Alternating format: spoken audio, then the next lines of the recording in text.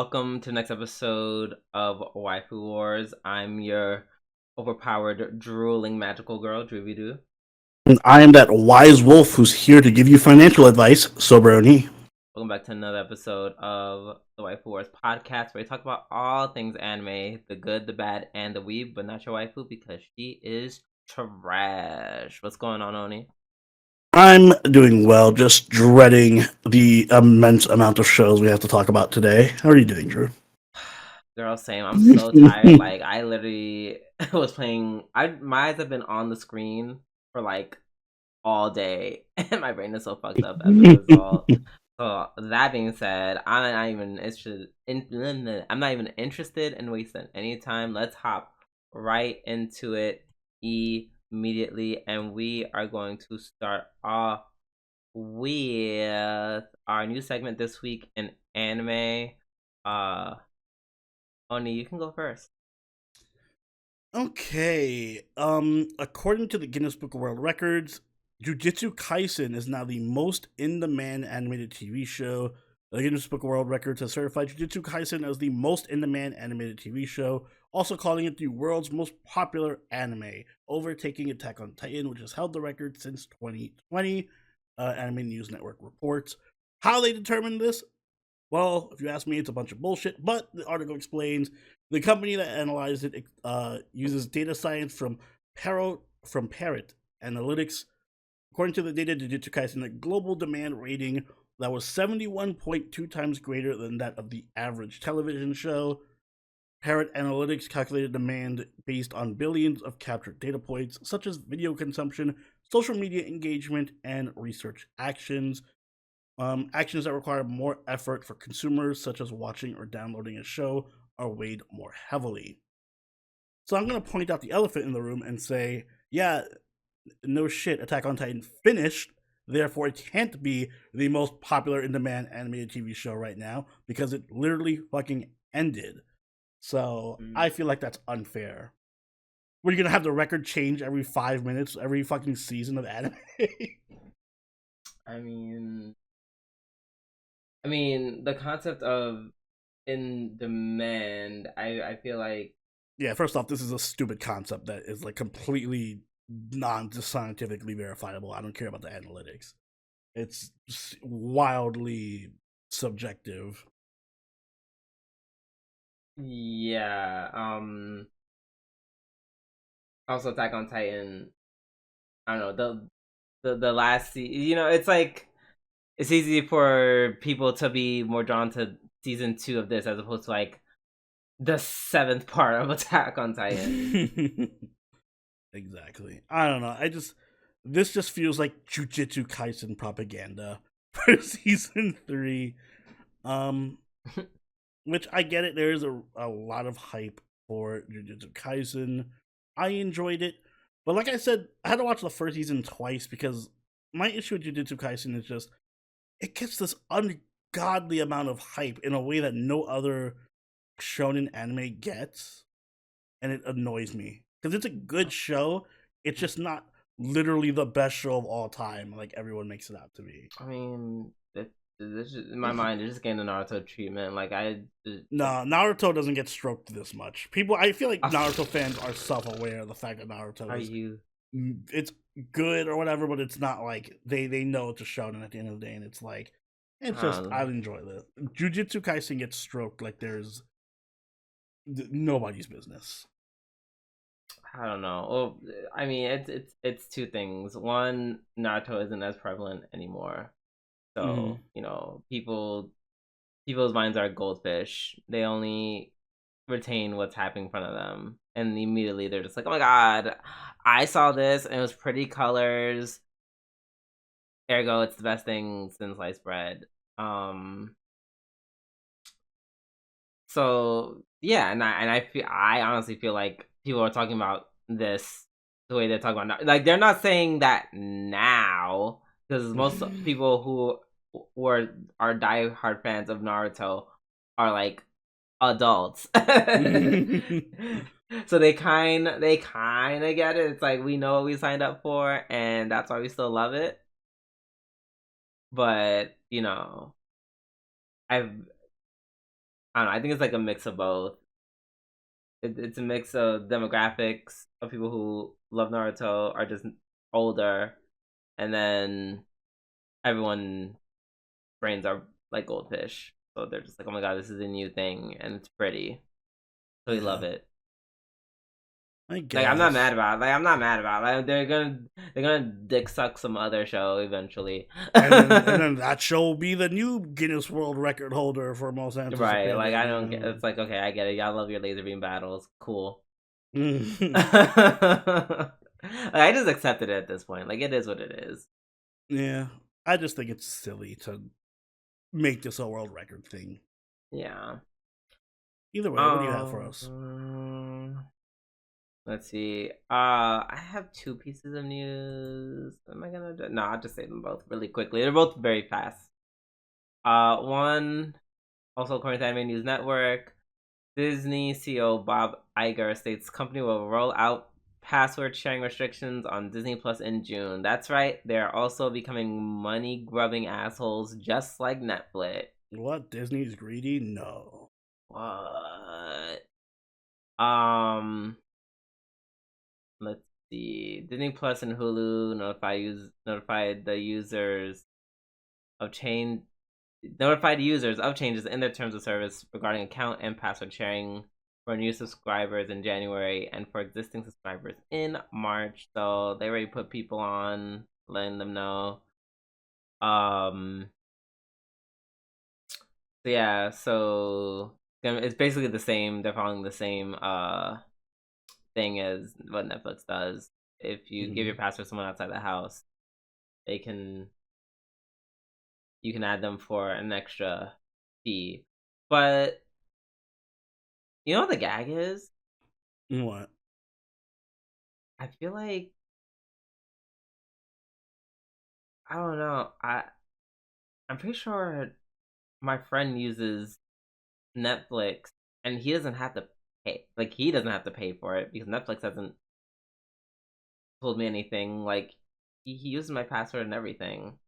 So I'm just like, I'm not sure how they do it. I'm like, I guess because we use the same account, like we're not making an extra account.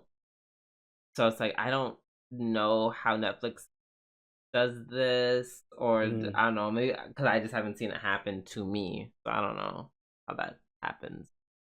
It's an imperfect system, no matter what they Yeah, do. I kind of feel like they just set up a problem that they can't solve, and they're like, "Oh fuck, there's no way we can actually verify all this."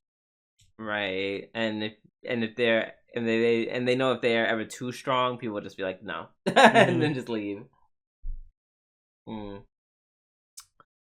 Wow, so that's one of my newses. My news. That's one of my news. News. News NEWZ.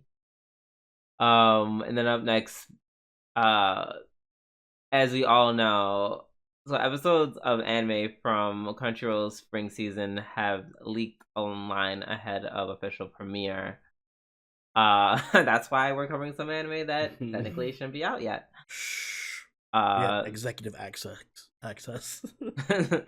So it seems the first episodes of the upcoming Sound Euphonium 3, chilling in another world with level 2 super cheap powers, Unnamed Memory, Konosuba Season 3, God's Game We Play, the banished former hero lives as he pleases. As a reincarnated aristocrat, I'll use my appraisal skill to rise in the world. And astronaut anime, they've all been leaked. That's like a lot. That's a decent amount. That's a ton. That's like a lot. And you know what the gag is? What? According to Crunchyroll, they're investigating the source of the leaks and can't comment further at this time, which means they don't know. Which kind of gagged me. I thought they would like immediately stop it, but I guess since the second episode of Konosuba got leaked, I guess they didn't. They're like, fuck. Leaks are coming from inside the house. Yeah.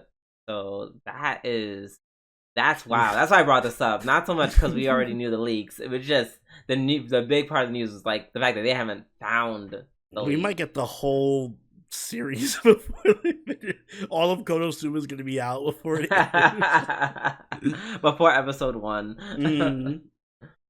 Oh my gosh. So yeah, that's kind of insane.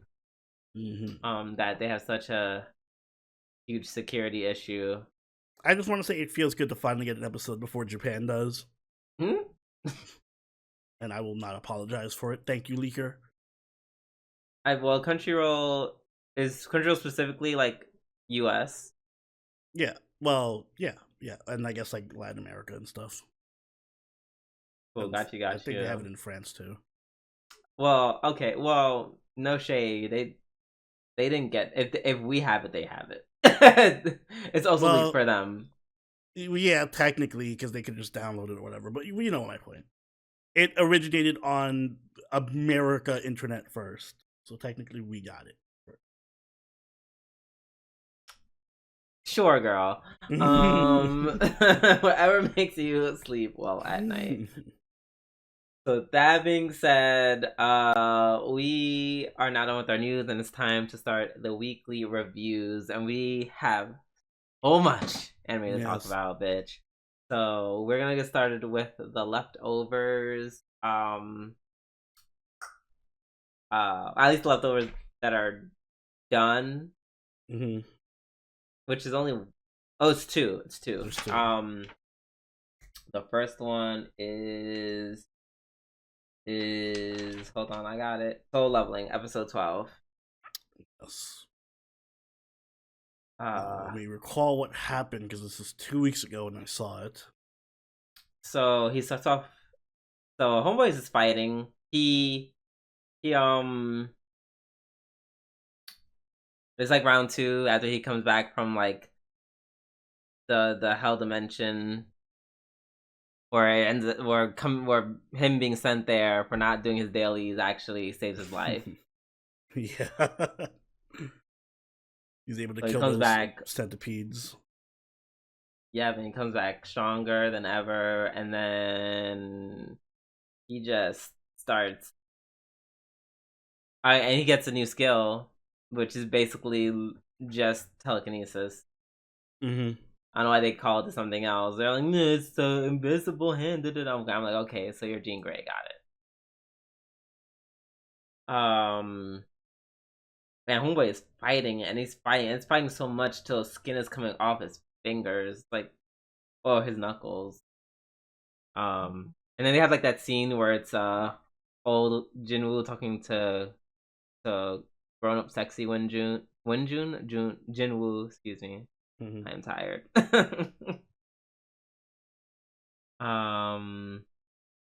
Oh no! Sorry, I said it in reverse. The Bloody Knuckles comes. The Jinwoo shit happens. We're talking to old Jinwoo because he's slowly like running out of steam. Then he's transferred to the punishment zone just in time. Levels up, gets broken ability, a broken ass item, and then he fights back, and it's just like really cool animation. He's able to clear the trial by killing all the sorcerers that are spawning the enemies. The only major thing that I remember happening is that he basically gets his class up finally, which was a surprise. It's Necromancer. Which is actually kind of surprising. Yeah, I did not expect that. I was expecting like you upgrade from Assassin to Hitman or some other, Right, exactly. They're like, no, you killed a lot of people, so Necromancer, right? Yeah, which is totally bullshit because he had not invested in any intelligence, and it's like a magic class and everything. So I knew that was going to come back to bite him. Called it 10 episodes ago. Always invest in intelligence. Mm-hmm. But he gets bailed out because not only is he a shadow or a necromancer, but he advances again to like Shadow Emperor and Shadow Monarch. Sorry, and revives the corpses of the people he was just fighting to be part of his shadow army. Mm-hmm. Yeah, and him awakening the big bad one, Ignis. Mm-hmm. That was cool as hell. Yeah, it ended on a really cool note. I gotta admit, it did get my interest peaked for season 2, which I believe was announced and confirmed. Yeah. So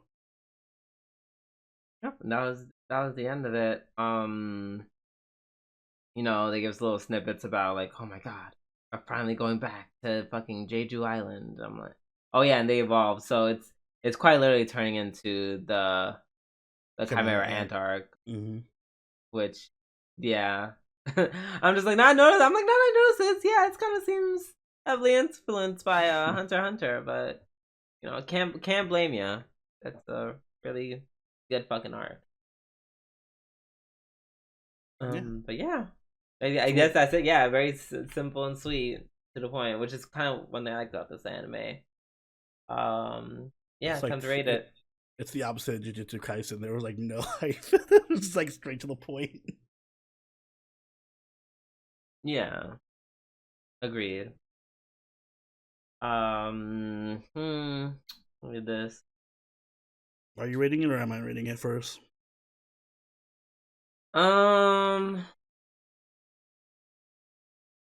I guess I will give this a.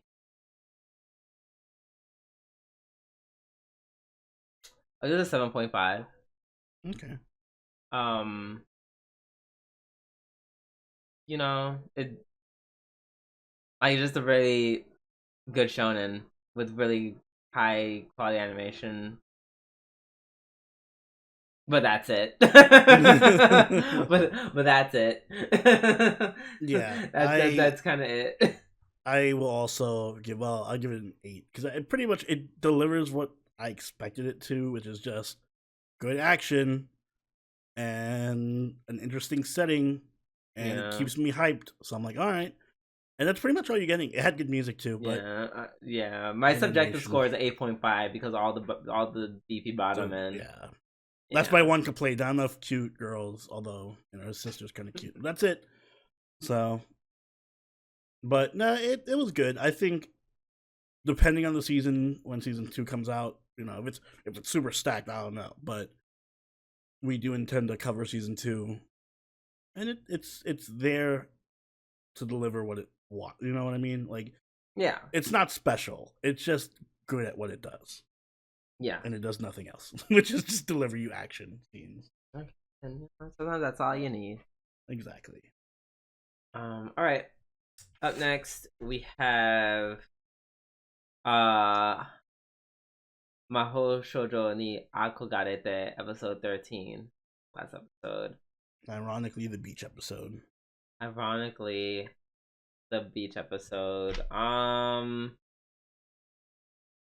I think this might be tied for my episode of the week. Ooh. I don't know. It just summed up the season very nicely. Yeah, I think it was a good way of ending it, of wrapping things up. Yeah, I can't really. Like, I have no complaints. This was just a really good, good episode to end it on. Yeah, every character got their chance to shine and something. It was smart making a beach episode because then every single character got their chance to actually be on screen and do something. Kiwi was great this episode with her obsession over Utena as usual. Yeah, she was pretty great. Like, literally, fact, of course, she starts the whole fight because there's 2 girls cut in front of her. Like, we all get her, and I'm just like, so here it go. I was just like, so how are they gonna start the fight this time? It's not like which girl?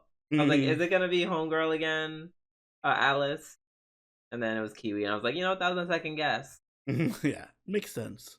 We actually got to see Utena's new form versus Sayo's new form, Azu's new form, which was an interesting matchup. Oh my god, I will say, okay. Do I want to say it now? But like, no, I'll probably say it when I'm rating it. But yeah, I love the fighting. This whole new form was great. I love how like she didn't really transform. Like, her mental wasn't thinking. She's just like, this is just the only way you can love me. What else had to beat you up to? So now she's finally reached Utena's mental level of like perversion when it comes to fighting. She's just become a ultra masochist. She's just darkness as she's yes, exactly. To she's just darkness, but she can actually fight back, which makes her cool. And I love how they were bonding over Tasmajo. Oh wait, quick side tangent. Which outfit did you like the best from the girls? Like swimsuit? Yes. I actually really like Sulfur's. That was second place for me. Which one that was like best? Second. I feel like you'll never guess. Guess once. Is it Utena's? No, it was Nemo's. Oh yeah. I would have guessed that. Exactly. It was very cute. It was very cute. I love that little ruffle thing that she has up top. Like, you know, like the ruffles they do to like kind of put over or hide the fact that like she's flat chested is just like that's the good shit. I'm like I'm not out here usually promoting flat chest justice, but flat chest clothing is peak. There was one side like moment where it was like Utena and Azure were getting ready to fight. They were like squaring up and the music is playing, and then the music stops real quick. Oh yes, Alice has to come by and collect everybody. that was so stupid. There was a lot of little cute stupid moments like that, or like when Sayo beats them and fucking Kamehameha's their ass all over and they're like blasting off like Team Rocket. Also, I love how the BDSM is still in this episode. I'm sure you had to notice like the transformation sequence. She's literally just getting bonded. Oh yeah, like, she's just getting bondaged up. Yeah, she's. It actually looked a little bit like the Sailor Moon transformation at first because it's like ribbons coming out of her chest. Exactly. Then, like, but yeah, and then it tangles her up completely, and then it just gets real. I was like, oh, that just got real BDSM. Oh my gosh, I wish I could like post it on Twitter and say something about it, but I'm like, she's like naked. Also, Kiwi and Sulfur had a lot of cute moments together. Especially at the end, like when she's I don't know sulking about after the fight, and then Q tries to like, you know, make her happy. She's like in her own way. She's like, "Hey, be happy. Don't make me worried." And I was just like, "Oh, that's cute." And then she gives him that ugly face, and they just start throwing fireworks at each other. Yes, it was cute. It was really cute. Yeah, I enjoyed it a lot. I also love Sayo and Utena bonding outside of them fighting. But yeah. Okay, let's rate it. All right, man. This is interesting. So I'm judging it as an ecchi, purely as an ecchi show. I'm gonna give it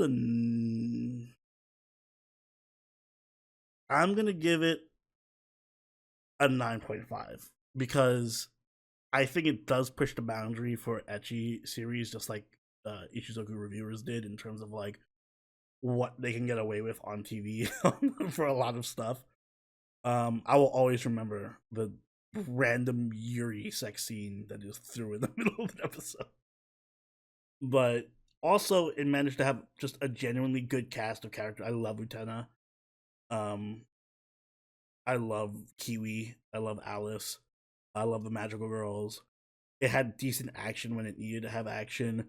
The plot is interesting enough. I'm still, I still want to see where it goes with Venerita and his little plans. And if we get a season 2, I would definitely love to cover it and see how far it continues to go. I think I'm going to give the same score. Because yeah, this is one of the I think this is like the first time I watched an ecchi where I'm just like I'm low-key tempted to like read the manga. Like I kind of like too. I want like you said, I want to know what Vina's planning. I also like ship the hell out of Silent Lieutenant. Like I actually like I actually want to see them get together. Like, that's how invested I am in this anime. Yeah, they actually have a really good dynamic together. Exactly. Like, they seem like really like, I love the idea that, like, in my mind, I just want them to become lovers in real life, and then they're just fighting, but they like clearly have this weird sexual chemistry, and then they carry that weird sexual chemistry back to each other when they're normal. And then they end up and like in my mind they find out each other's identities because I don't know, they end up having sex and they're just like, yeah, and they're wait like, a minute. I feel like that's what it's building towards. There's this weird drama going on because even I know like the ship is supposed to be Kiwi and Utena, but then I feel like Kiwi has a better relationship with Sulfur and Utena has a better relationship with Sayo. I know. It's just like, I know you want. It's like, damn, Kiwi, I love you. I know you want to be with homegirl, but like, I don't know. Yeah, I'm really feeling this Sayo and Utena shit.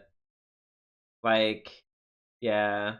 I just like Yuri. Like, I just like Yuri. I just like gay shit.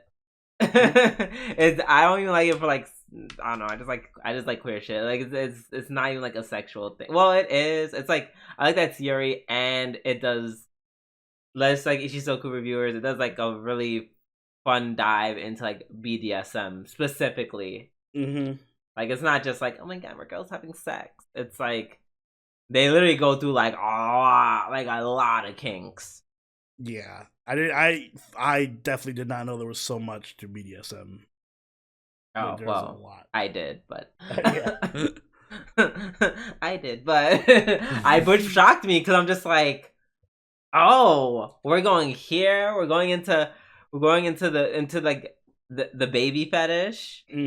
Oh, I didn't see, like, that's not where I thought these girls were going to go. So it was, I don't know. I just felt that was very cool.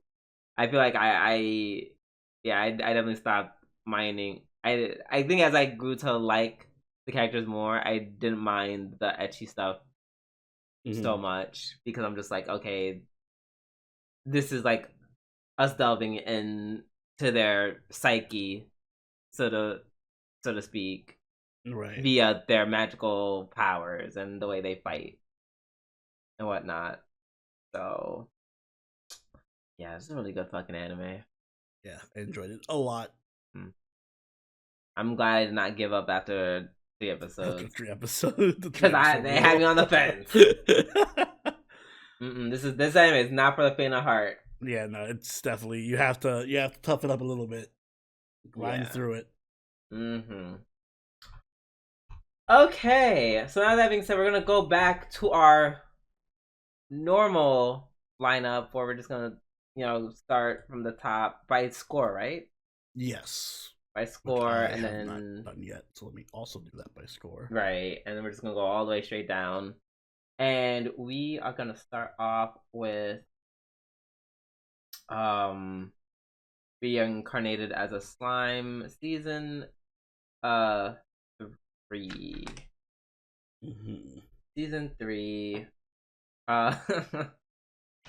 So wait, where is it? What the fuck is it? Yo, there's so much anime. I'm like literally like scanning for my notes. Okay, cool. So Rimuru is a demon lord.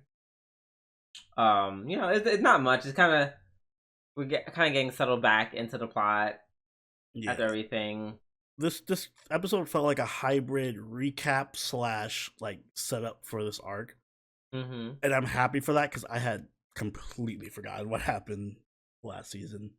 I'm like, oh right, there was a war. That couple sentences were like Demon Lord and the war with Falmouth, and I forgot the war with Falmouth. I remember the whole like Demon Lord like fight that they had, where Milam was faking being mind controlled and everything. But I forgot about the whole. Oh right, he had to kill like 100,000 soldiers and become Anyway, is it Falmouth or Falmouth? I think it's Falmouth. Okay. Okay. One thing I'm surprised is that I thought they would do a more subtle way of like having rule over the Falmouth Kingdom, because he's been, if anything, Rimuru has been very subtle. Yeah. like with everything he does. It's just like, okay, we're not gonna do too much. This time he was like, no, like, here are your choices. We can either like destroy you, either abdicate the throne and pay us, or I forgot what the last one was. Oh yeah, become our vassal state. Vassal, yeah. I think part of that is one, he's pissed at them for doing the whole invasion in the first place, and then they killed. I think they killed Shura and had to bring her back. Yeah. And then the other thing is Diablo has no patience. Diablo's just feel like fuck out it. The one scene. Yeah, this was Diablo's idea. Like, yeah, he just does not care. He does not have time for this playing games and subtlety. It's like, if you don't, we can fight. Like the one scene where he's like in the background and they're like trying to work out the details. Oh my god! and fucking Carlos. Yeah, fucking Carlos running his mouth to the point where the guy freezes him because he's like, "Girl, you're gonna get us all Shut killed. the fuck up, freeze!" Bitch, you're gonna get us all killed. You're not gonna get me killed and the kingdom killed. That was funny. I really thought they were gonna do this ruling from the shadows, and they said no. We're actually just gonna put our dicks on the table. We're now one of the demon lords. We can do that. We can flex now. Oh yeah. It ended super fast too. Like normally these exposition-y episodes are like, oh, when is this gonna end?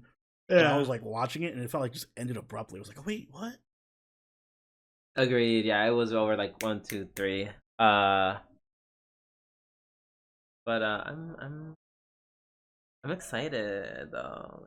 Yeah, I want to see where this goes. I'm just happy to see Rimuru and Milim and Shion and I just Dora. I want to see Homegirl come back. Wasn't it? It's not Hinata. You know what I'm talking about? The swords. The swords girl. Yeah. Yeah, Hinata. Oh, her name is Hinata. Okay. Yeah, I want her. Yeah, I want to see her come back. I forgot how much I like the cast. It's not just Rimuru. Like the entire cast is pretty good. Yeah, so I'm excited for that. It was, cute first episode for sure. I enjoyed it with my breakfast. Me too, with my lunch. Okay, well it was. I say breakfast, but I had it at like 1:00. Brunch. Up next we have Spice and Wolf. Can we call it Spice and Wolf?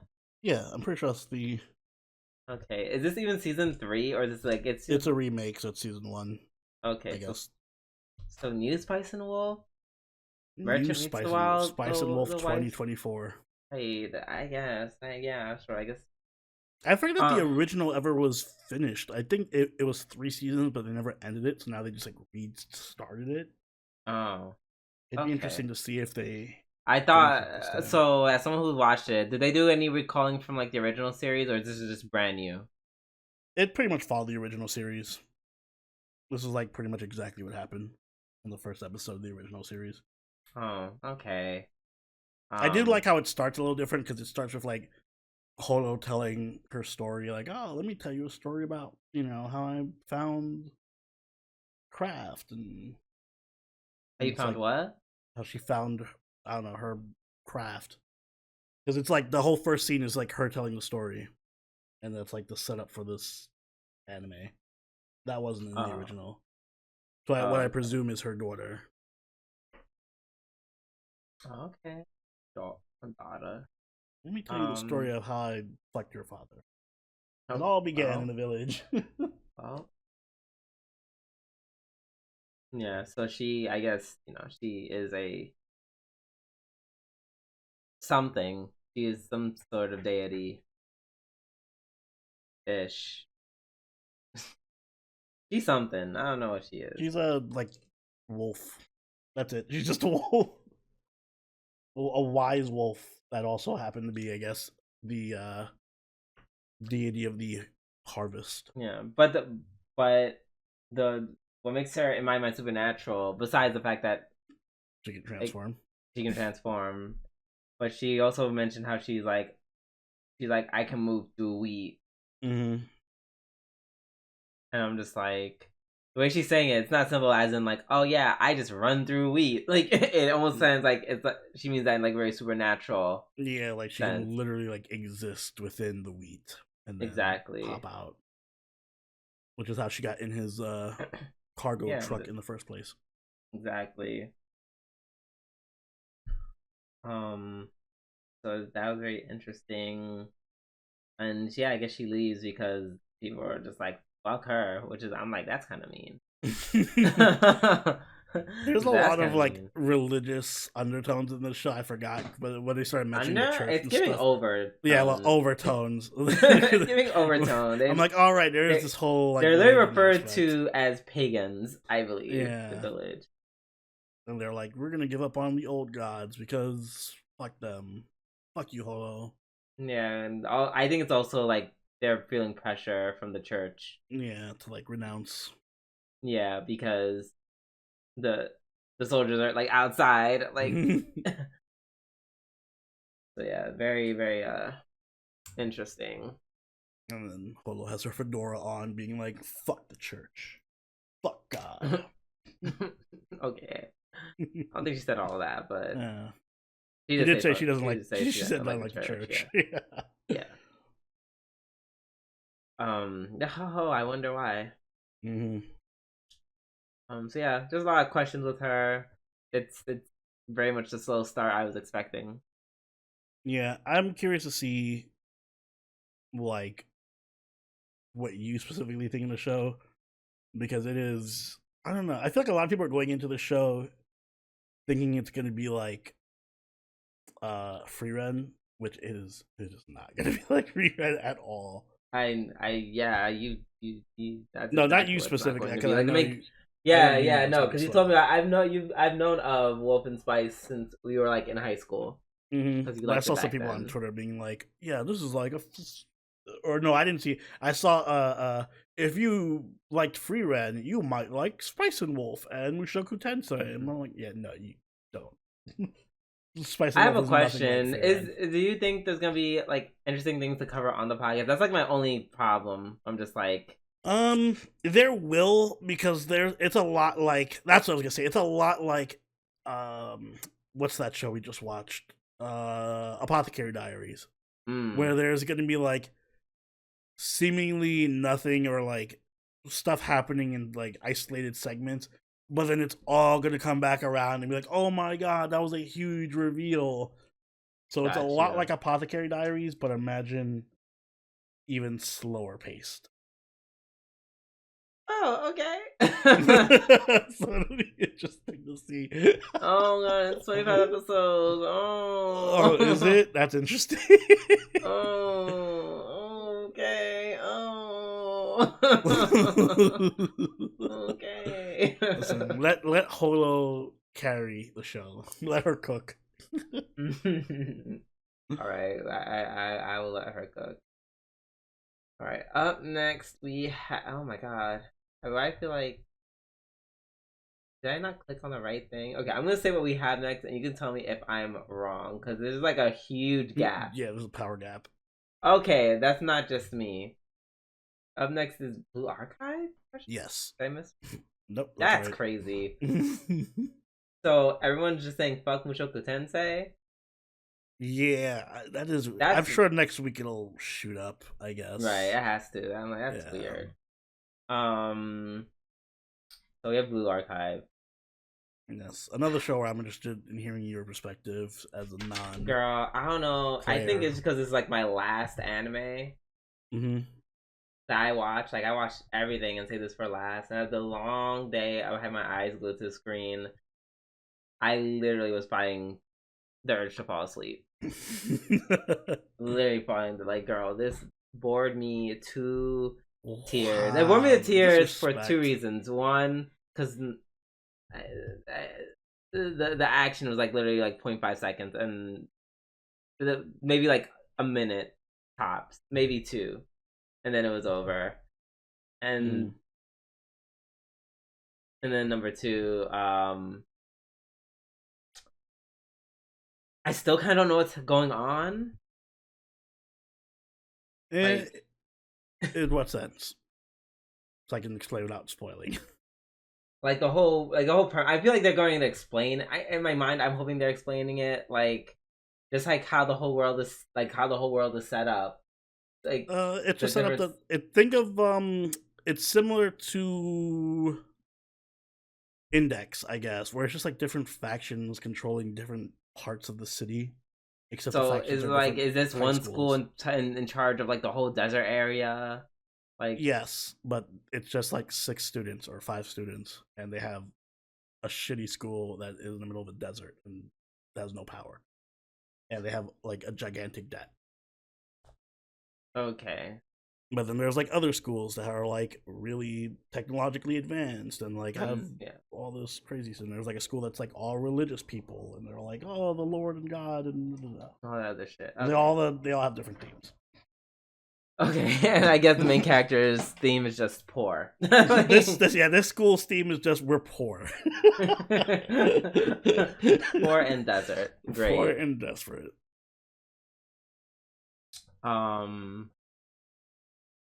And I guess the student council is like governs all these cities. Yeah, I feel like I'm gonna frame a lot of this stuff through Index because it is very similar to Index in terms of like the world thing. Okay, that's fine. Uh, let's see. Let me run down the girls. I think my favorite one is Serika. I think she might be like my favorite one as of right now. Mm-hmm. Maybe Nanomi, because Nanomi's is kind of stupid. I don't know. I feel like they're all stupid except Hoshino. She's just lazy. Yeah, Hoshino's lazy, so I'm just like, I'm like, take it or leave her. Like, I'm fine with her. Chiriko, she's giving tofu. Yeah, she doesn't really excite me. Ayane, she's just like, I get, like, I'm so tired of like the girl with the glasses being like, I'm just tech support. Like, girl, get a pistol. Listen, do it's something. funny because I always forget Ayane exists constantly. That she, even in the game, whenever she shows up, I'm like, oh shit, who are you? Like, that's so annoying. I hate that. I hate that trope. It's like the most obnoxious one. That she just tech support. Yeah, like girl, no, ill.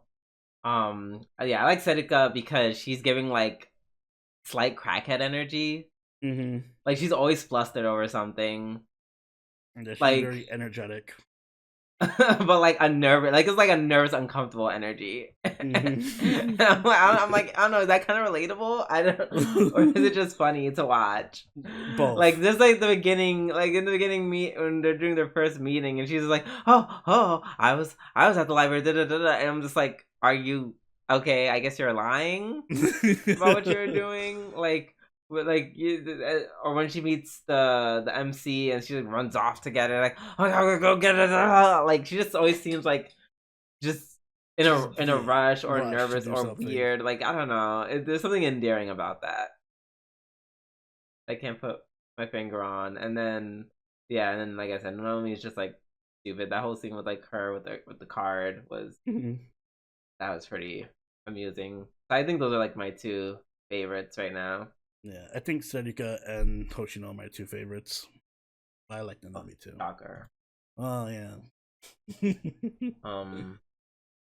So yeah. But yeah, girl. Other than that, it was like kind of like, I don't know. Maybe I'll try watching it first instead of last, and see. I think that'll help. I feel like this is purely I watched 10 shows and this was the last show I watched and I did not have the energy because this first episode was not like a high energy episode. I'll give you that. At all. It was very much an opening episode where it's just like, here's all the characters and we just have to introduce them and do some exposition-y stuff. Yeah. So see about that. Like, yeah. I'm not out. I'm just maybe I'll like I said, to episode 3. Yes, this is like strike 0.75. So I'm like, I may have just been tired. So we'll see. Okay, we will see. I enjoyed the other characters. Okay. Up next, we have Konosuba Season 3, Episode 2, which has been leaked. Well, episodes 1 and 2 because we didn't talk about 1. Oh shit! I forgot. Ah, you're right. Why I thought we covered, like, we talked about it. So episodes 1 and 2. My bad.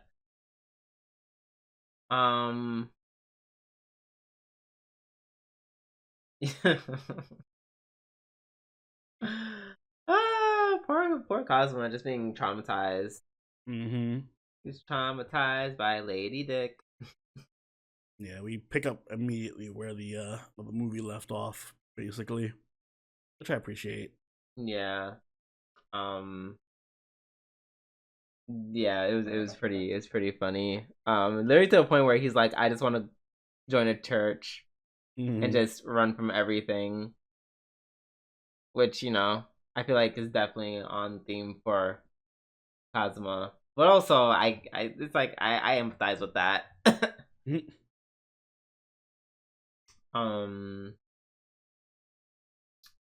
Let's see. I don't remember what happened in the first episode. I'm like going through the notes. I still felt like I still think the Kazuma Megumin is still being pushed. I'm pretty sure Megumin is the definite canon relationship. I mean, girl, Aqua's not even in this anymore. Yeah, she's too busy being drunk and annoying somewhere. The whole scene with the cute elf monster, that was that was so funny. Yeah, that's prime Konosuba. Like he's like, this monster tries to kill us. It's trying to kill us. It's trying to kill us. I read why or how they end up running away from it. They just walk away. Like, she didn't. They whatchamacallit, Aqua like healed her and they just left. Oh, okay, and then he went back. Cosmo went back. Oh my God, my back, and then he saw her break character, and she's like, "Damn, why didn't it work? Like, why didn't it work? Why didn't I kill them?"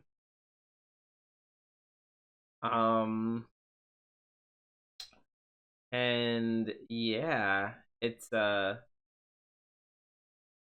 yeah, I feel like it's implied that Cosmo just kills her. Oh yeah, he kills her and steals because she had the hammer. Yeah, on that corpse.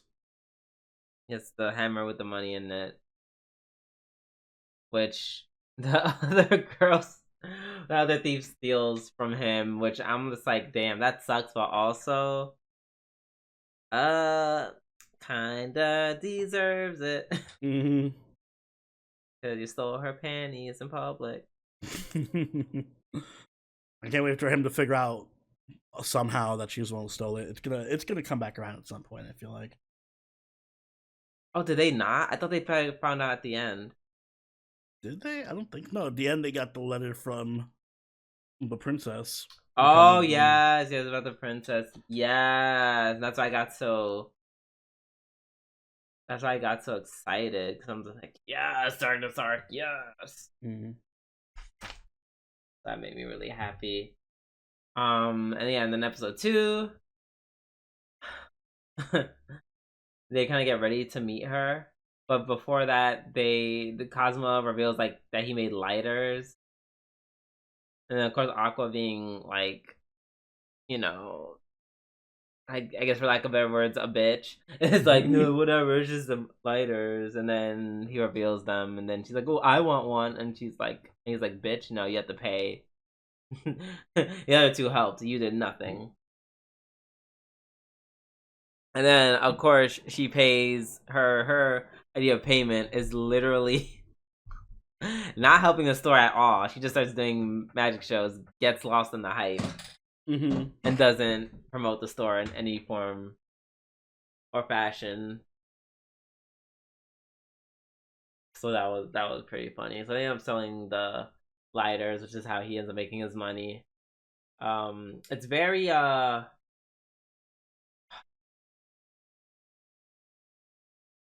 guess it's very reincarnated. Is it reincarnated as a slime? There's some anime that does like that's definitely like I am an adventurer, but I'm gonna invest heavy in like the market and making money. I forget. I forget the other anime that does this. I feel like the only one I could think of is Rimuru because Rimuru literally builds a nation. But I feel like there's like another anime that does this. It I just probably is. I just can't remember it either. Yeah, annoy me.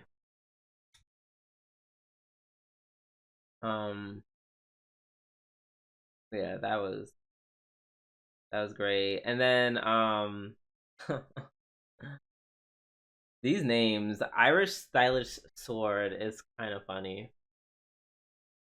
Yeah, I don't know how she got that name. I assume Exactly. stylish sword was like her nickname. Unless it's like her actual middle name, in which case I think that's her. I think that's her. Actually, it's Konosuba. It's their middle name. Mm-hmm. It's definitely her middle name. No. Darkness didn't get her nickname for any reason, but besides that's given her to her. No one literally fought with her and was like, "Darkness." Yeah, that makes sense. Mm-hmm. Yeah, the girls in the royal outfits were really cute. It's really nice. Yeah, I love their outfits, especially Benjamin and Darkness. Looked really good. So we meet Iris, who is kind of a brat. Yeah, a little bit. You know, at first I thought she was saying something nice, and then like her attendant was actually being that's what I thought like too. mean, like, misinterpreting her and being like, yeah, adding a little extra bit. No, it was all her because she started talking, and she started talking, and she talked a little too much, and then Darkness slapped the shit out of her. That was great. Super That was unexpected. great. I'm like, yes, it was. I mean, her accuracy was 100% then. Yeah, the one time she lands there. Exactly. It was crazy how the attendant like attacked her. I'm like, whoa. I'm like, girl, Darkness is still royalty. You Before you start an incident. like she can slap her sister because that's her sister. And her younger sister at that. You cannot raise your sword against royalty. I love how like in any other anime at any other time, the attendant would have been like beheaded on the spot. Of course, it's Konosuba, so we'll may let go of it for whatever reason. And then Kazuma, of course, tries to show the guard like this is how I did it, and just ends up stealing her panties. Yeah. And then Iris got her lick back by stealing him. Yeah, literally kidnaps him. So yeah, that's the end of the episode. They're in the capital together. So I presume this arc is going to be about rescuing Kazuma. Quote unquote rescuing. It's gonna be interesting to see them without Kazuma interacting. Yeah, who's gonna step up and be the leader of that group? Probably gonna be a lot more heavy on the Kazuma and Iris, I guess, than each other. I hope they just put in a lot of darkness in there at some point. That's what I'm sure they'll flash back to darkness in them every so often. Yeah, that would be nice. That'd be nice, very nice. All right. Up next, we have Mushoku Tensei, season 2.5, or season 2, the second core, or season 2, part 2, whatever you want. So this, I guess, man, I don't like saying this about Mushoku Tensei, but this was what you felt for Blue Archive. I felt for this episode. Mushoku Tensei almost put me to sleep. At least for like the first 75% of it. Also Konosuba was my episode of the week, right? Oh yeah, me too. Right. Yeah, we forgot to say that part. Yeah, it wasn't Like I wasn't Exactly. expecting it to be eventful, but I was expecting way more Sophie than we actually got. Now you're like, I'm mad because there's no selfie. I mean, yeah. um, yeah, that was boring. Not gonna lie, yeah. The only parts that were, I mean, like I get it. They were doing like the whole building up the arc and the character and Rudy talking about all that stuff. But Yeah. the only parts that were particularly interesting to me were the haunted house segment, of course, the fucking doll, Yeah, 5 reasons. and then of course him having. I thought it was really cute when he was having Sophie through like have a walkthrough of the house. That was really nice. Like I like seeing them interact as a couple. It's cute. It is cute. That's why I was like, it was boring, but it's like, that's fine, fine. Mm-hmm. It's just Rudy finally getting a break from life. Mm-hmm. That moment with what's her face was a Hoshi Nana Hoshi. Mm-hmm. That was that was a cute, but that was a cute moment. Small but cute. Liked it.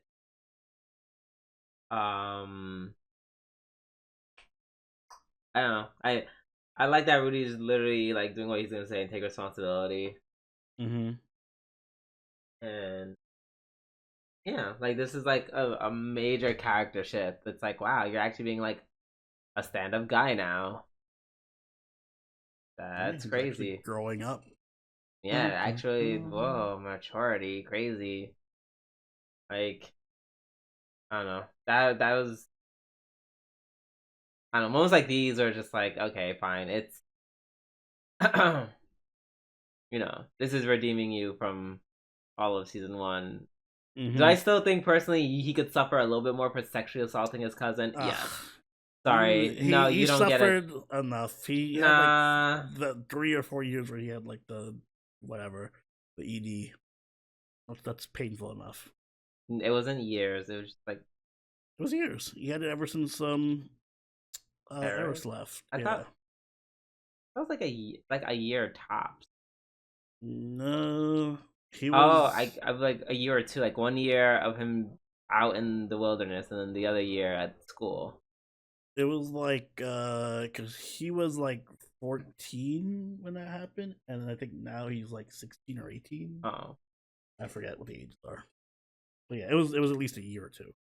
yeah. Oh, well, I still said what I said. I'm sorry if you're still sexual assaulter slash kind of pedo, then I'm I'm like you can suffer as long as you want, and I don't think I'll care too much. Like I'm sorry, that scene forever changed.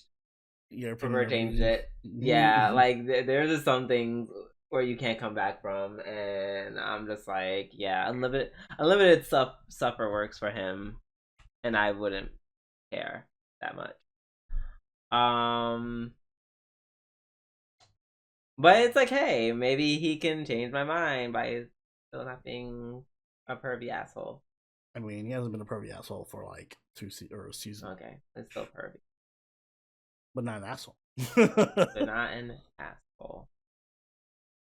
Um, yeah, it was an episode. I feel like it's gonna be more of the same next week in my mind because it's like they Probably. call it the wedding reception, but I guess it's gonna be more selfie. Like I just want, yeah, I'm fine with it being more slow if it's just like kind of this them having the whole Yeah, like I don't mind it being wedding slow. I life. just want it to be slow with the characters I like. like give me more Okay. Sophie and Rudy, or like throw uh my favorite elf in there that I forgot her name now. Elenice. Mm-hmm. All right. Let's move on to. Is this the last anime of the Yes. night? I think so. Yes, Dungeon Meshi episode. Uh, is this episode 13 and 14? I think it's 12 and 13. Let me see. No, it's definitely not 12 and 13. It's on 13, 14. I just wrote 13 twice on 2 different episodes. So I'm just like, huh? So then sure, 13, 14. Yeah, it's giving 13 and 14. Yeah, I was correct. 13 and 14. Um Damn. 13 was the one with the hot orc, right? With the what? Hot orc. With the hot orc? Oh, yeah. Yeah. Okay. Yes. So I guess we don't get to see what happens, what they're like, what the gang is like with Fallon there, because she's No. immediately taken from them by the Dark I knew Elf. some crazy shit was gonna happen like that. It's too easy for her to just come back. That kind of disappointed me. I'm just like, I'm not saying I would have been against her being taken by a Dark Elf at some point, but it's like immediately after they're reunited. Ugh. This makes me think that the show's getting a lot. Well, it is getting a lot darker, which makes me think that I don't think Fallon's ever gonna come back. I think she's just gonna die. I think that's what they're gonna have to kill her or something. Oh, I feel like it's gonna happen too. I just don't want it to happen. Fuck. It's getting surprisingly dark for a show about cooking. That part. Which they haven't done in like 3 episodes. Yeah, it was so sad. The spirit's trying to protect Phelan. And he transforms Phelan. So yeah, that's the part where I'm just like, oh shit, I don't think she's coming back. Yeah, she's probably another dragon or something now. Oh my god. that would or like a whole ass different monster. No, she's like a monster. No, but it makes sense if it's the dragon thing, because like you saw the dragon meat started going into like the dragon magic suit. So if anything, it would be a dragon. I wonder if she is just reborn with the dragon and they're not going to realize it, and then they're going to kill the dragon again and be like, "Whoa, where's Fallon?" And then she's dead. Yeah, I don't know. It makes me sad. They're saved by the orcs. Poor Marcia, when she's looking at the orc feed the other dude the concoction, she's like, no, please don't. But I liked episode 13 because like Chilchuck really is like going through it. Chilchuck is like the only one who's like properly traumatized by everything. Yeah, I do like that they actually give, like, I like whenever they flesh him out a little bit more, because I always feel like he's the one who gets the least amount of screen time. But I feel like whenever he does get it, it's very impactful. It's very important. Yeah, like it's good to see his state of mind, I guess.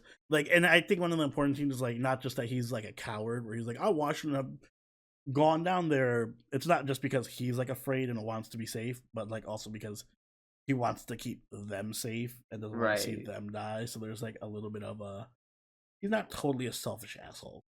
Exactly. He actually does care for them, and he's just like, and it's, it's hard to convince someone like him who has no fighting capabilities to like, yeah, let's go after the bloodthirsty dark elf who's capable of crazy magic, who is also the person who made this dungeon. Like, yeah, good luck with that.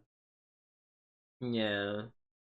So I guess Chilchuck is at some point, and then the orc girl kind of talks him through it, which I kind of like. Shout out to her. Like the orc girl was kind of his therapist. I hope she comes back. Yeah, me too. At first, Chilchuck was like ready to just straight lie to them and to convince them to go back up, and she's like, "That's kind of dickish." Like, she's like, "No." Actually, at first she's like, "I don't even want to help you because you're such a coward." Yeah. And then since she was like, "Nah, please help." Like, actually help. Do it. You don't have to do it for him. Just do it for me then. And then they had their little talk where they talk it out, and Orc is just like, "No, just you can just say that you care about them being safe." And then and then he like pleads with them to like, let's go back. Like, we can't do this now. We have no food, no money, no nothing. This just makes the most sense. And then they eventually agree. And then they start episode 14, which I know it was sweet and funny at the same time.